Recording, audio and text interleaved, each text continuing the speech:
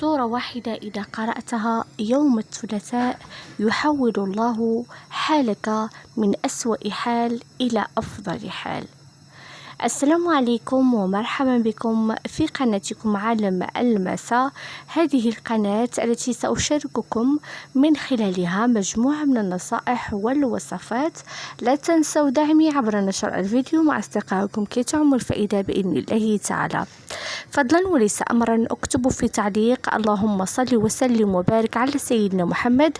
اكتبوها في تعليق واضغطوا على زر أعجبني كي أعرف كم من واحد صلى معنا على النبي عليه الصلاة والسلام.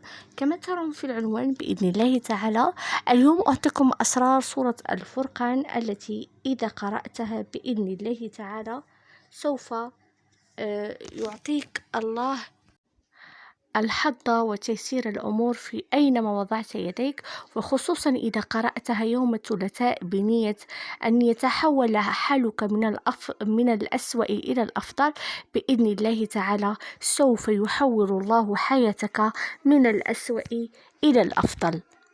هذه السورة سورة الفرقان التي لن تأخذ منك إلا بضع دقائق في قراءتها، ولكن صدقوني ثمار آياتها قرأتها بنية أن تتحول حياتك إلى الأفضل حول الله حياتك إلى الأفضل.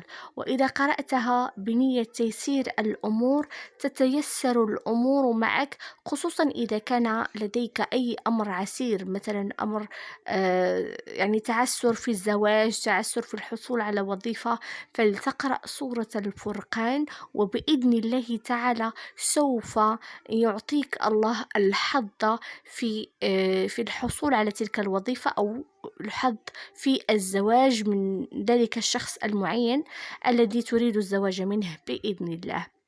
سورة الفرقان هي يعني معروف، اجتمع العلماء على أنها سورة يعني تيسر الأمور العامة، وأيضا تعطيك الحظ وتيسر أمورك، وأيضا خصوصا إذا قرأتها بنية أن تتحول حياتك إلى الأفضل حول الله حياتك إلى الأفضل. إلى اللقاء.